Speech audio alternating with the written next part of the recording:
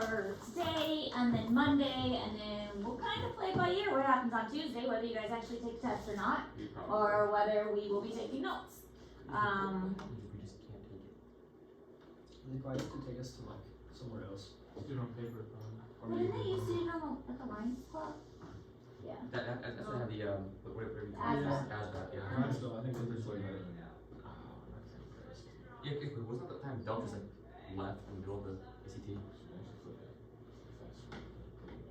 I think Jacob like sure just left or somewhere like during the during the break he just left with the H down. That'll be a just. Oh, That was your reason. yes, don't. Alright, so blood vessels. They're in a closed system. The blood stays within a closed system. There are other animals that have what's called an open circulatory system. They're a little weird. They're more primitive animals. Basically what happens with an open circulatory system is the blood leaves the vessels and it sloshes around, and then it gets picked back up by the vessels and goes back to the heart. So that's an open circulatory system, but we have a closed one, and so the blood always stays in the vessels unless you get injured, and then obviously it's going to come out. Bruising is an example of that. When you get bruised, basically it's a leakage of blood out of the vessels within your body. So you're bleeding internally when you get bruised. It's leaked out into the tissues surrounding the vessels. And then as the bruise heals, your body is reabsorbing that blood back into your body, which is why the bruise changes colors. So the three major types of vessels are arteries, capillaries, and veins, and we've already kind of mentioned these previously. Arteries carry blood away from the heart, and veins carry blood toward the heart. The capillaries are in contact with tissue cells. More specifically, they're in contact with the interstitial fluid, which is around the tissues. We'll get into that a little bit more later. And they directly serve the cellular needs. So they are the ones that are working with the cells to drop off the nutrients and material. Artery, veins, and capillaries. Now there's it gets a little more complicated. We have what are called arterioles and venules, and we'll get into that also.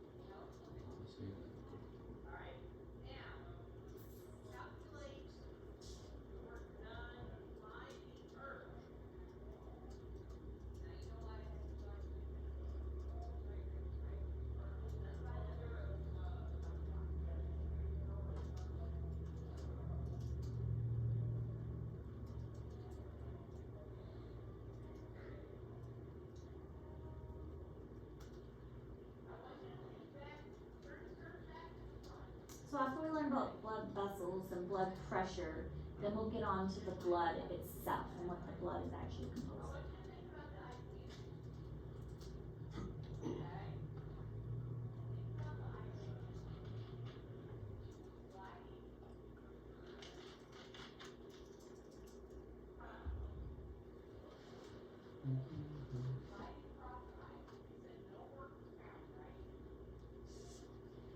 And hopefully we'll have time next week to do the blood pressure lab. But seeing as how 2 days next week are taken up, one with career fair, one with ACT, we'll kind of have to see. Now this is in Google Classroom because all of this is a really great summary, and I didn't want to make you have it or write it all down, but I did want you to have all this information because this is just a generalized summary. Arteries are strong and have thick walls because as the blood is coming out of the heart, it's a very high pressure. So they also need to be very, very stretchy to deal with that pressure. And so their walls are generally going to be thicker, and they're typically going to have what's called a lumen. The lumen is the central opening. Their lumen is going to be smaller. And we're going to look at some microscopic pictures as well of arteries and veins side by side. And you'll see that the arteries, the walls are thicker and the lumens are smaller. They do not have the valves. The valves are in the veins, and we will talk about why that's important later on as well. They do carry mostly oxygenated blood. The difference is that in the pulmonary circuit, which we've already mentioned also, they carry deoxygenated blood in the pulmonary circuit. Veins are kind of the opposite. They have thinner walls because their pressure is lower. They serve more as a reserve for extra blood. This is where a lot of the blood in your body is stored, so they kind of are a storage center for the blood of your body. I think it's about 60% of the blood of your body is stored within the veins. Valves to prevent backflow, which is really important because imagine gravity, of course, is trying to draw that blood to your feet. It's got to get from your feet up to your heart, and it doesn't want to, gravity would have it pool in your feet. So somehow it's got to get back up to your heart, and the valves prevent it from just settling in your feet.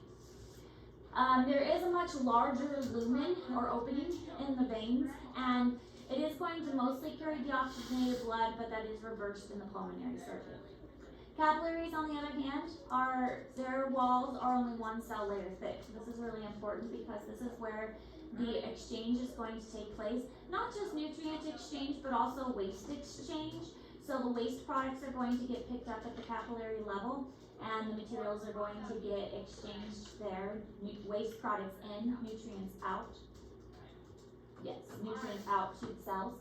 And if it's one cell layer thick, then it's going to allow that to pass really quickly. And everything really is going to slow down too, because if it slows down, then things can get passed back and forth really efficiently. So again, just a very, very quick summary, everything in one place, but we're going to go into detail with a lot of this stuff, especially like the nutrient exchange. So we're not learning all the terms. Each of these, like the tunica interna and media and externa, I don't expect you to know the names of those. I want you to know that there are 3 types of tunics, but I'm not going to expect you to know the names of the tunics because that's an anatomy thing, okay? I'm trying to cut out as much anatomy and as much of that kind of detail as possible, but again, you need to know a little bit of it in order for this stuff to kind of make sense. Like, lumen is technically an anatomy term, but you still kind of need to know it and know the right terms as we move forward. So, lumen is that central It's like the opening. Oh, so Yeah. it's Yeah. what's the tube called? The whole thing, so if we're talking about an artery, the whole thing is the artery, but the hollowness on the inside is the lumen. Okay. Like the So the opening inside of it is The the lumen, but then the actual thing entirely is an artery. Yes, but the walls of the artery would be composed of tunics. Okay. So the walls of tunics, inside is the lumen, but the entire thing is one artery. Yes. Okay. If we're talking about an artery.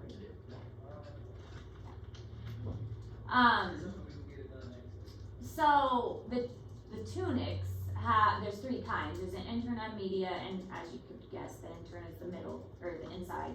Media is middle, and then there's an externa. I just want you to know, well, the arteries and veins both have tunics. I just want you to know that that's what they're called.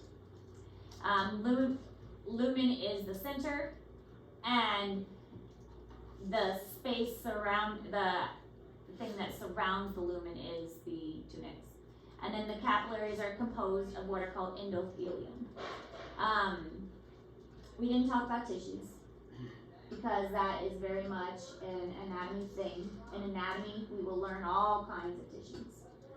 And we will do lots with microscopes to identify tissues. That's a big thing in anatomy. Endothelial tissues is a big part of that. It's one of the 4 main types of tissues. And endothelial tissues do line the inner surface of capillaries.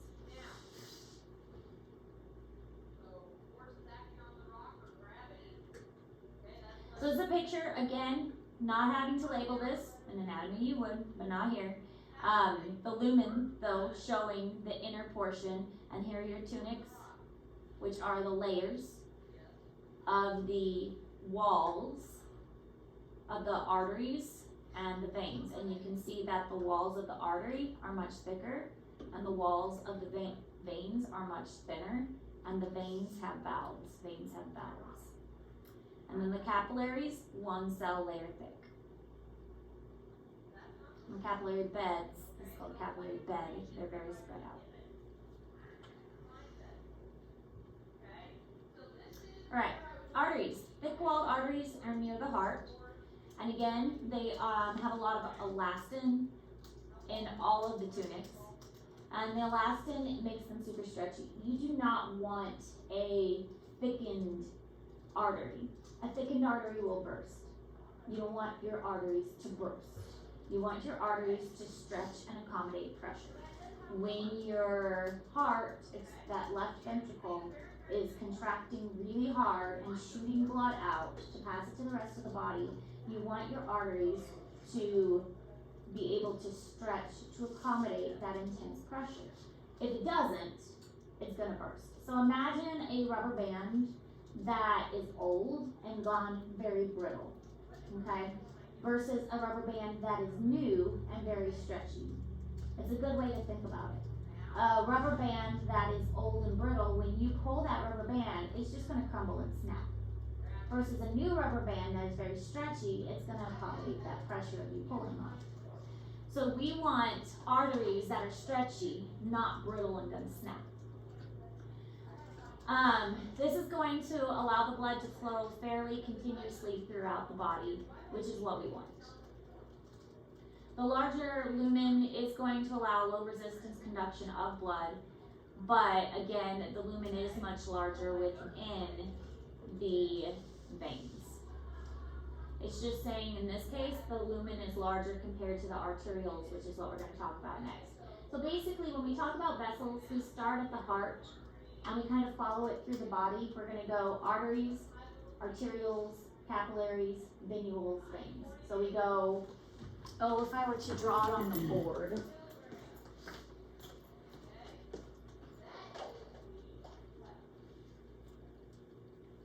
It starts kind of big, and then it gets a little bit smaller, and then it gets even smaller, till we get to capillaries, and then we get a little bit bigger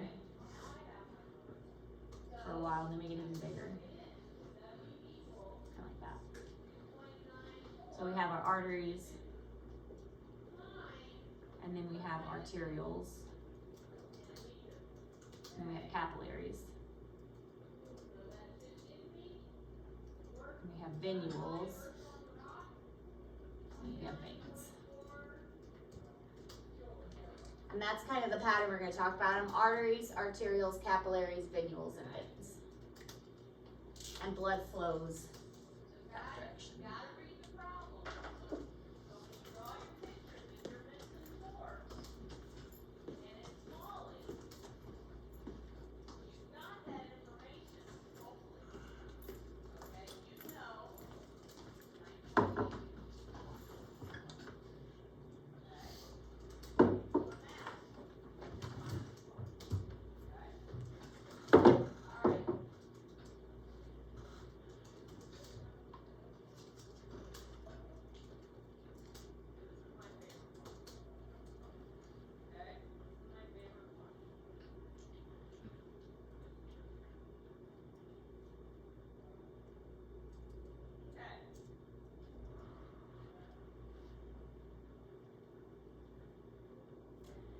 So there's the muscular arteries, they're distal, if you think of anatomy terms again, further away to the arteries, and they deliver blood to the body organs.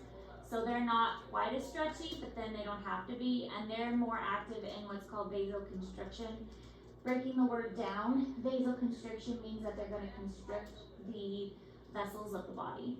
So our vessels have muscles in them, the smooth muscles, and they will allow our vessels to expand or relax based on what our body needs at the time, whether it needs, so that's why like our body will get flushed and our skin will get red if we get really hot. It's our body's way of trying to get heat out of our body really quick by expanding the vessels close to the surface. So our face will get red because we're trying to get the heat out of our body because our body's overheated. Or our skin will turn kind of blue because the vessels are constricted and it's reducing flow to the surface of our body to try and keep the warmth near the core of our body. So we can constrict our vessels or we can dilate our vessels, vasodilation and vasoconstriction.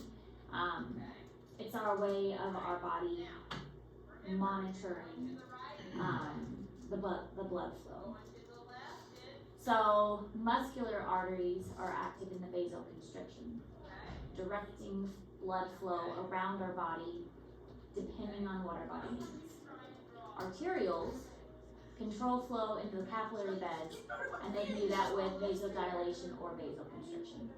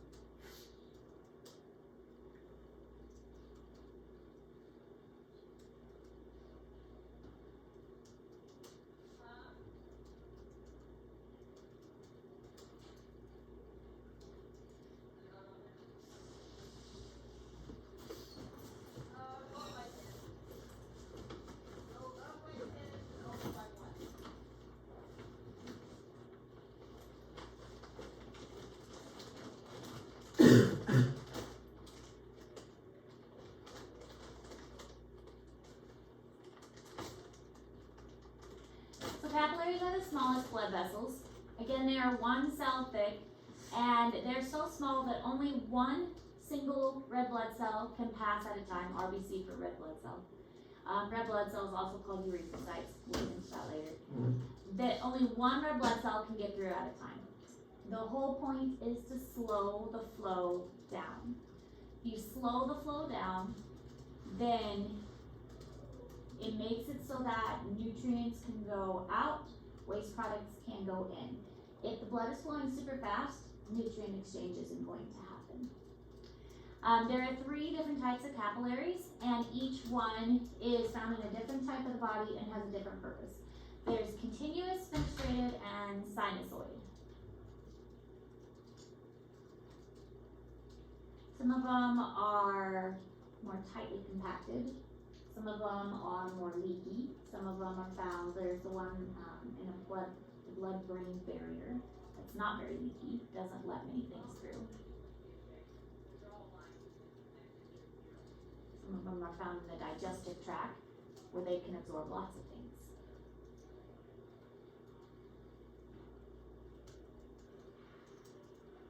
And then there are these things called parasites. Anytime you have sites, medical terminology, what does site stand for? Cell. Good job. Sites are for cells, so these are on a type of cell that's on the outside surface, and basically they just stabilize the walls. If it's one cell thick, then it's not very strong. So these other types of cells just kind of help stabilize their structure.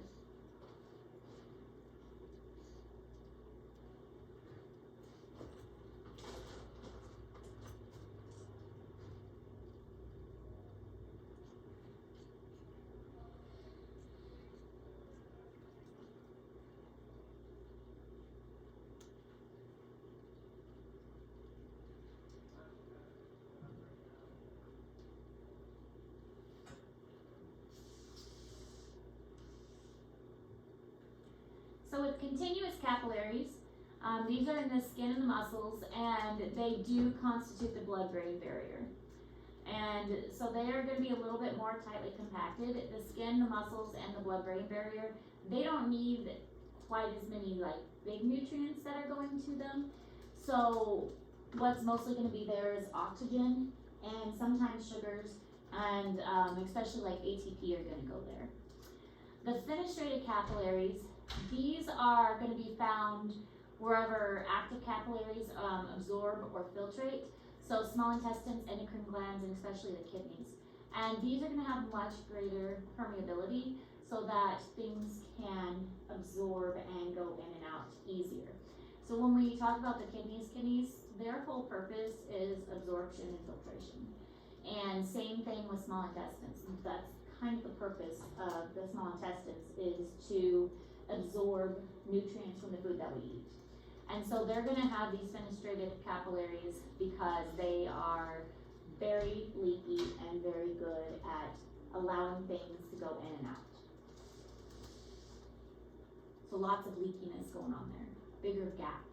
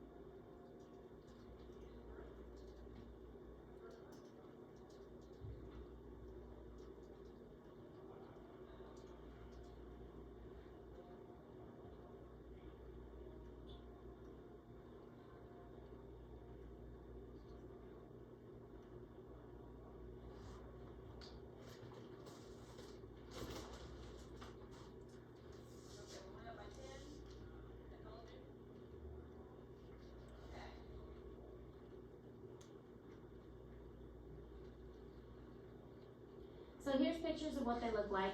With the continuous capillaries, the junctions are really tight and really firmly together. Very small again, only one cell layer thick.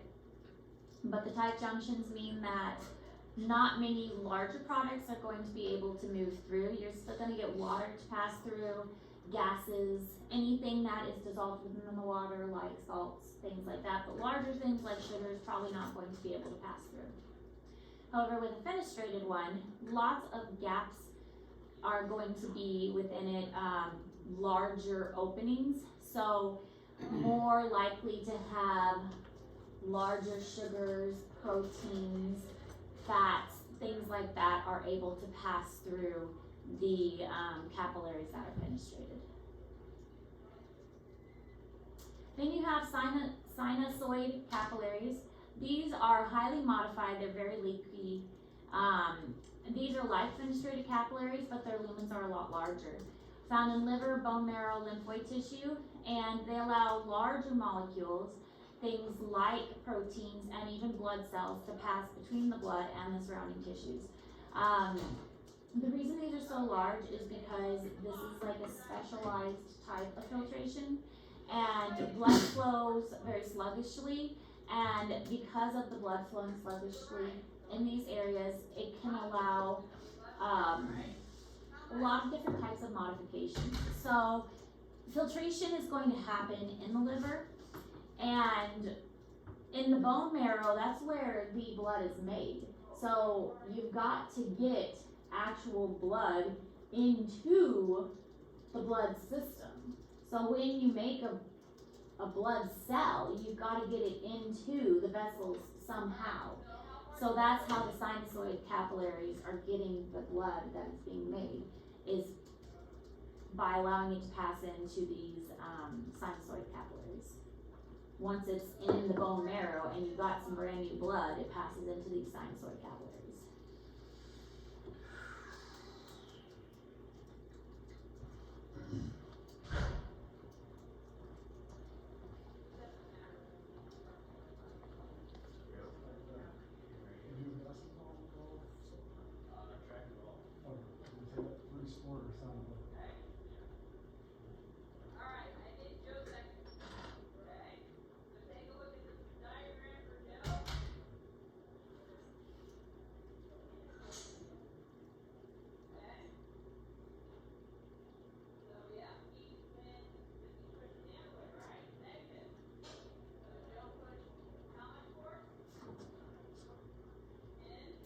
So here's what the sinusoid one looks like. You can see that there are not many actual junctions, the gaps are very large in between them, and that the blood cell itself could even fit in between these very large gaps.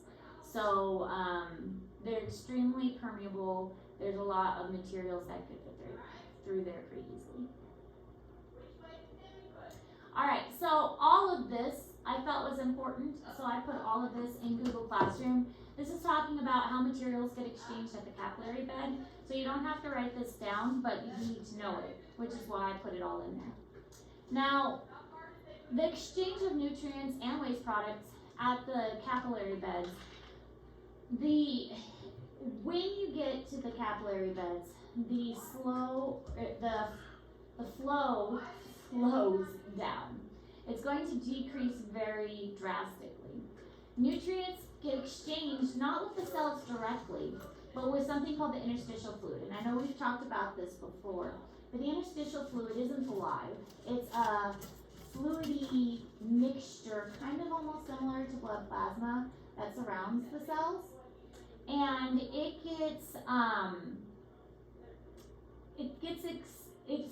coats the cells and pads it and makes it so that it contains like salts and sugars and things like that.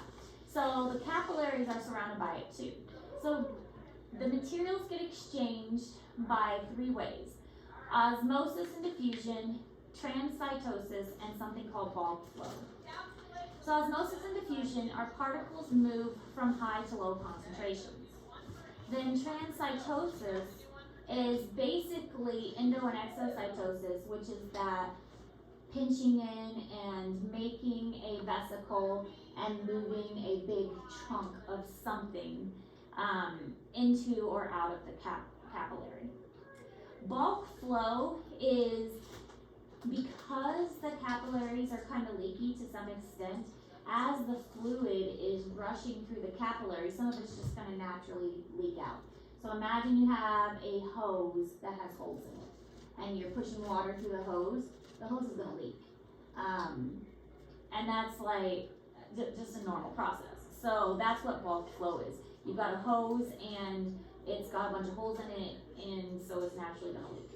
Or you're filling up a water balloon and the water balloon has holes in it and it starts shooting out the holes. That's what bulk flow is. So from the interstitial fluid, nutrients will then go into the cells, usually by the process of osmosis and diffusion. And so the reverse process is going to happen for waste products. The cells have dumped their waste products into the interstitial fluid, and that is in turn going to be dumped into the blood, and then the blood is going to transport it away.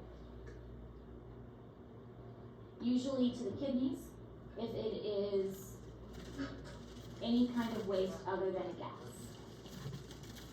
So movement of materials out of the capillaries is called filtration. Movement of materials into the capillaries is called reabsorption. So it's filtrating out of the capillaries, the good stuff, and the waste is being reabsorbed back into the capillaries. The rate of exchange is influenced by 2 things: hydrostatic pressure, so how much pressure is actually in the capillaries, and a lot of this has to deal with like how hydrated you are. If you have good hydration and a lot of fluid in your body, then you're going to have a lot of hydrostatic pressure. And then there's also something called colloidal and oncotic pressure. And we're going to watch a movie, or a little video clip, not a movie, little video clip about that in a moment to kind of help explain that too. Okay, that for a second. Yep. Everybody done? Alright, so how much work did Andy do? Well, hydrostatic pressure has more to do with How much work did the amount of water and the amount of fluid pressure pushing against the walls. And colloidal or oncotic pressure is more to do with like the osmotic pressure, how much sugar salts on one side versus how much sugar salts on the other.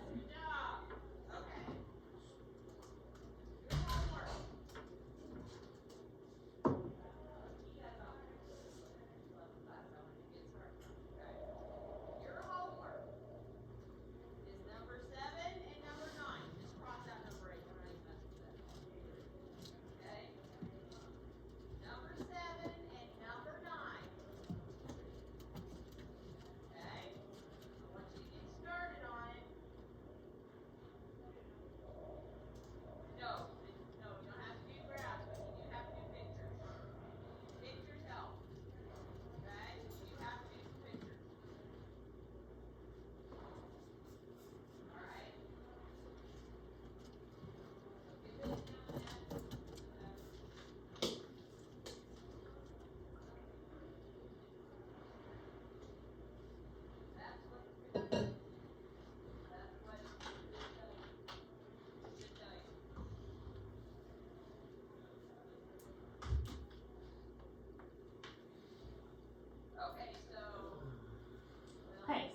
shows the process. If you are filtrating out, then that's the material moving out. Reabsorption is material moving in.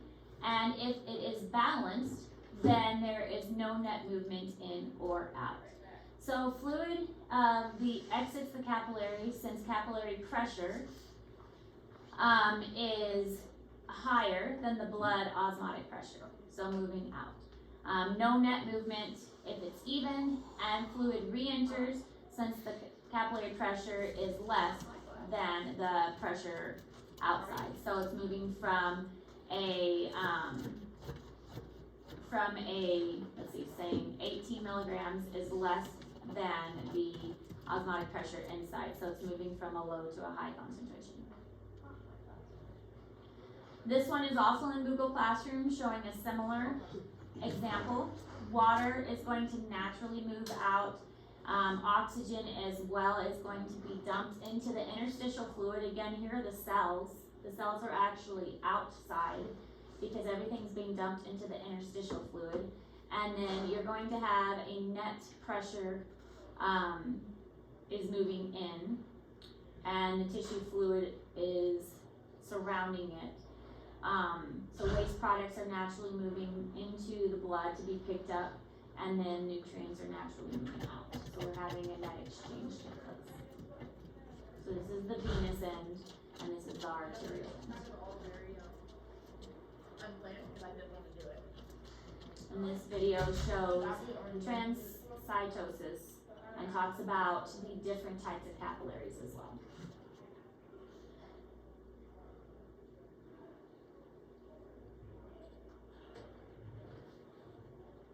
Transcytosis is used to move small amounts of large lipid-insoluble molecules, such as large proteins, across capillary membranes. In this process, substances contained in vesicles enter endothelial cells by endocytosis and exit by exocytosis.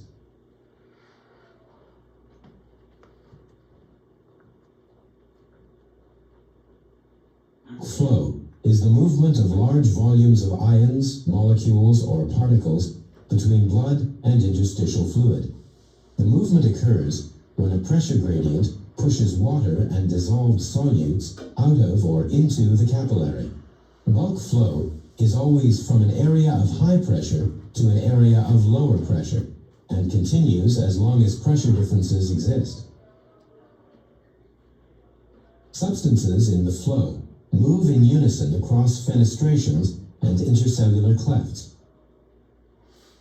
Fenestrated capillaries allow more bulk flow than continuous capillaries.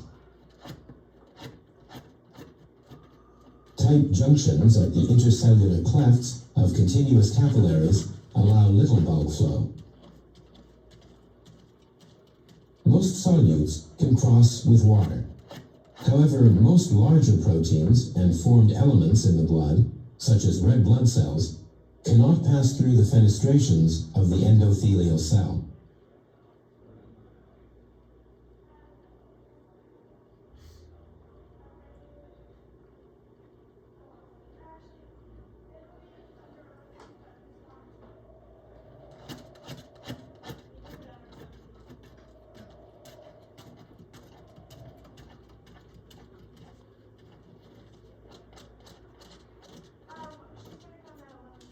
No, don't go again. I mean, you're a good video and all, but I don't need you to go again. Let's move on.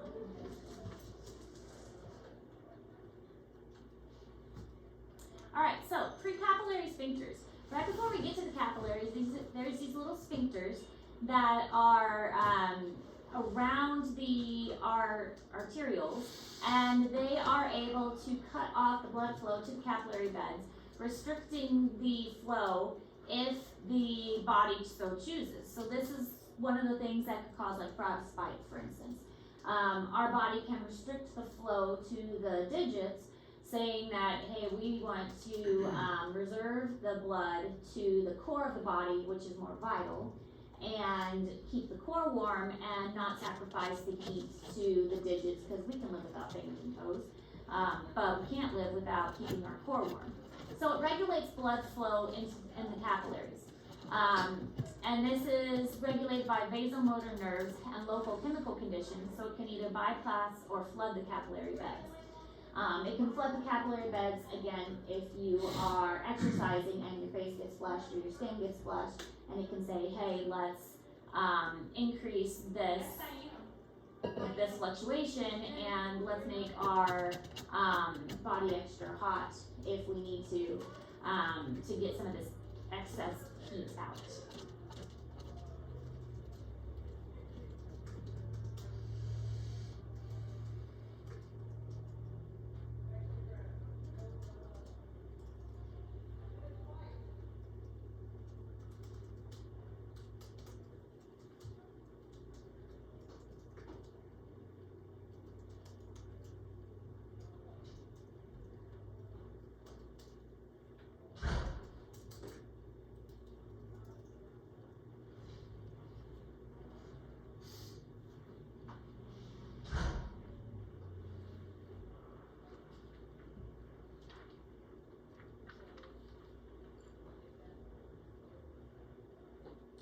So here is showing the arteries and the veins, and we don't really have to have sphincters around the veins because the blood's going away from it. You just need the sphincters around the arterioles.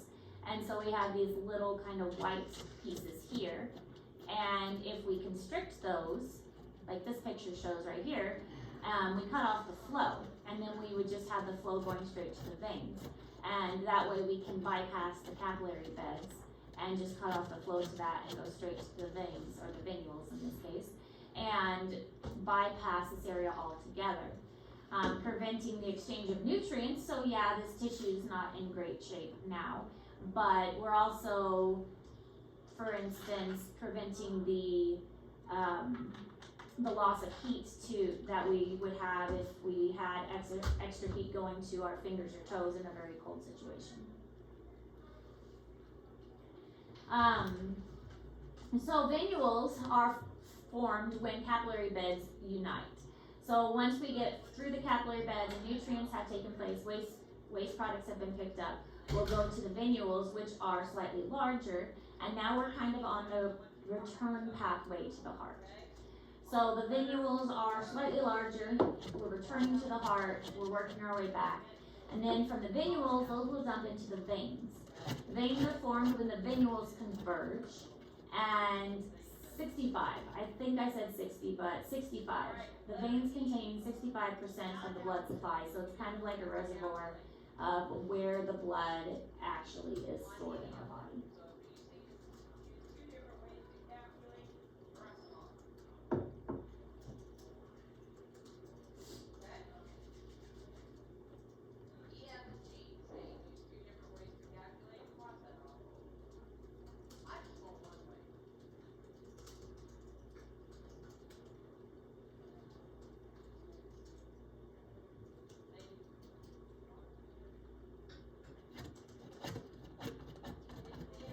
Liz, you're being distracting. What are you doing? Liz, don't make us cook you. What? Said Liz, don't make us cook you. Liz, so. Sounds very Let's try deep fried lizard. Deep fried lizard. Also not very nice. Chicken. Probably. Everything tastes like chicken. I mean, everything tastes like lizard. Yeah, yeah. It's chicken tastes like anything else. It's not that way. But chicken tastes like alligator. Maybe. Chicken tastes like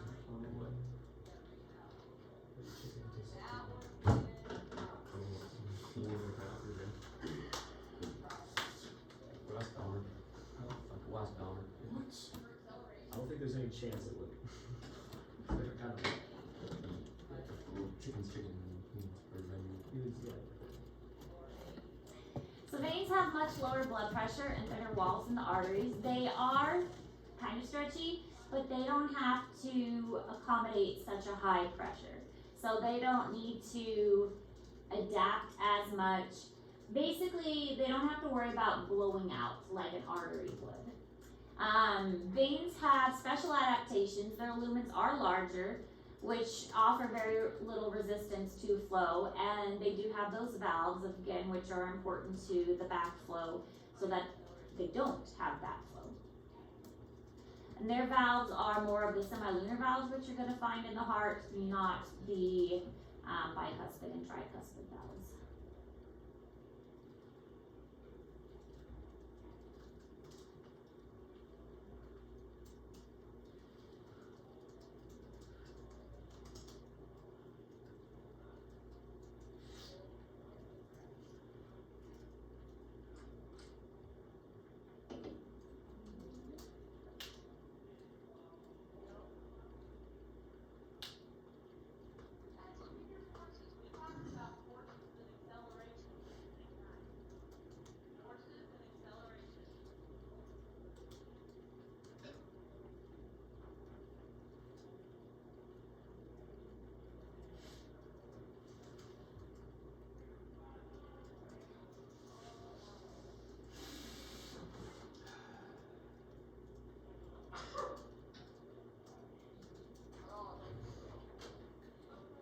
Oh yeah.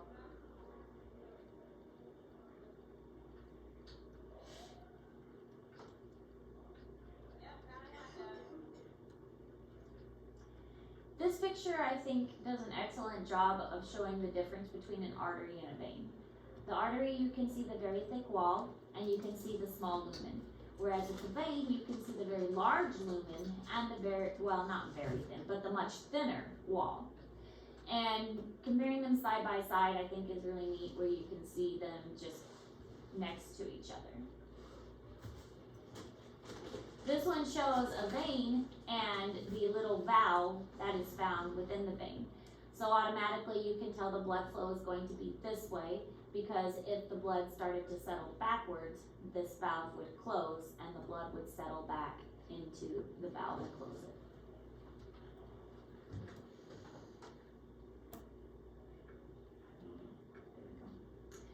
So with blood flow is the actual volume of blood through a vessel, an organ, or the entire circulation in a given period. It's measured in milliliters per minute.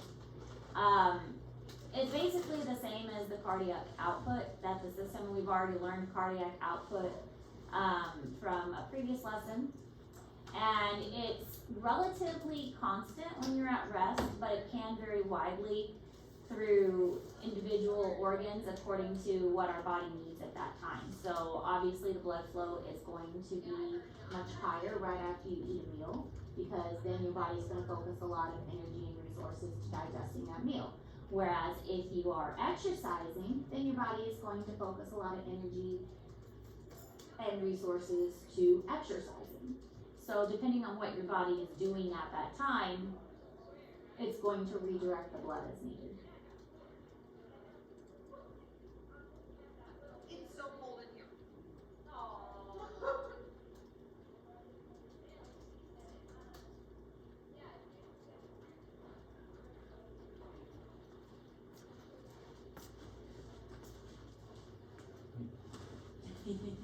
You can stay, you're just a little early.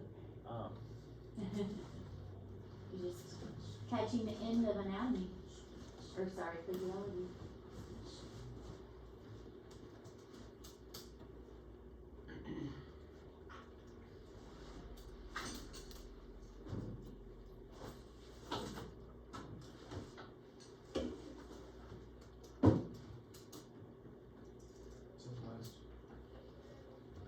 So last.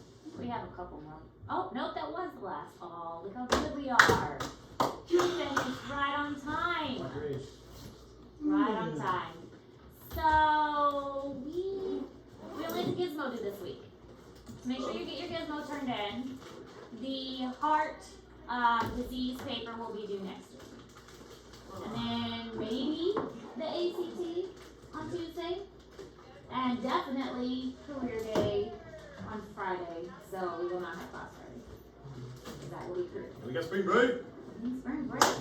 I was saying that yes, we have to go to school on Monday, I won't be here but Friday. Yes. but we have a better spring break than a lot of schools. Boonville only gets Thursday, Friday off, and my husband at Fayette, they only get like one day off. So we have a much better spring break than many other schools in the area. This is my spring break. We have a week.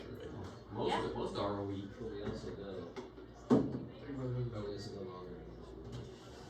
Really, we get out before I actually Fayette. go. Yeah, They They go a couple more days than we do. Columbia was like, My husband The was man is complaining still at that about how much school he has to go to. I'm like, sorry. Columbia looks like jail. What time did they get out? Funny trash. They get out about like during the day, about the same time we Kinda do. sucks. But his calendar is just worse, don't like go the to all days they go.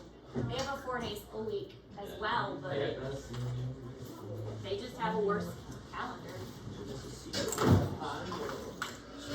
What?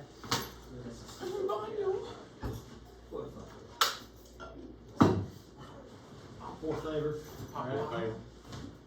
They don't know how to do 4-day school weeks like we do. We're better. Oh, Let's do that. I think our videos. Zoology. Pardon the interruption. 4th hour Spanish 2. You'll need to pick up a packet